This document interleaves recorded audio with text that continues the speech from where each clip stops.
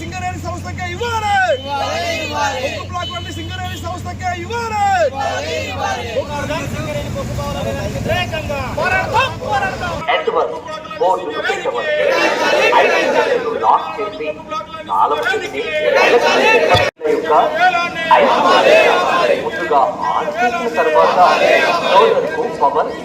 కేంద్ర ప్రభుత్వం తెలంగాణలో ఉన్న బొగ్గు బ్లాకులను వేలంపాట వేసి ప్రైవేటు యాజమాన్యాలకు దారదత్తం చేసే ప్రయత్నం చేస్తున్నది.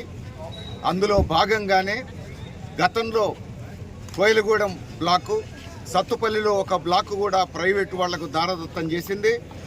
ఇప్పుడు మళ్ళా మంచిర్యాల జిల్లాలో ఉన్నటువంటి శ్రావణపల్లి బొగ్గు బ్లాకును కూడా వేలంపాట వేయాలని నిర్ణయించింది. తెలంగాణ నుంచి బొగ్గు గనుల మంత్రిగా ఉన్న కిషన్ రెడ్డి కేంద్ర బీజేపీ సర్కారు తరఫున తెలంగాణ ప్రజలకు ద్రోహం చేసేటువంటి పద్ధతుల్లో హైదరాబాద్ నడిబొడ్డున ఈ ప్రైవేటీకరణ ప్రక్రియ, ఈ వేలంపాట ప్రక్రియను ప్రారంభించటం ఆందోళనకరం. మరోవైపు కేంద్ర బీజేపీతో కొట్లాడతానని చెప్తున్న కాంగ్రెస్, తెలంగాణ ప్రజల కోసమే ఉన్నాననుకున్నటువంటి కాంగ్రెస్ ప్రభుత్వం ఈరోజు సింగరేణిని కాపాడడం కోసం నిర్ణయించుకోకుండా బొగ్గు బ్లాకుల వేలంపాట ప్రక్రియలో కిషన్ రెడ్డితో పాటు రాష్ట్ర ఉప ముఖ్యమంత్రి భట్టి విక్రమార్క గారు కూడా పాల్గొనడం అనేది ఖండించదగిన విషయం. ఇప్పటికైనా రాష్ట్ర ప్రభుత్వం శాసనసభలో శ్రావణపల్లి బొగ్గు బ్లాకును సింగరేణికే కేటాయించాలని తీర్మానం చేయాలి.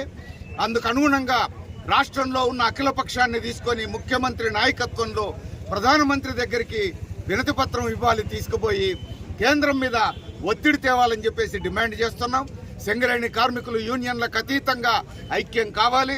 తెలంగాణ ప్రజానీకం అంతా తెలంగాణ ప్రయోజనాల కోసం, ప్రజల ప్రయోజనాల కోసం, సింగరేణి పరిరక్షణ కోసం ఐక్యంగా ఉద్యమ బాట పట్టాలని సిపిఎం కోరుతున్నది. ప్రజలను, సింగరేణి కార్మికులను ఐక్య పోరుబాటలు నడపడం కోసమే సిపిఎం ఆధ్వర్యంలో సింగరేణి పరిరక్షణ యాత్రను నిర్వహిస్తున్నాం. ఇందుకు అనుగుణంగా ప్రజలందరూ సహకరించాలని, ఉద్యమ బాట పట్టాలని విజ్ఞప్తి చేస్తున్నాం. అసలైన తొలి వెలుగు. ఫాలో వాట్సాప్ @తొలి వెలుగు అఫీషియల్.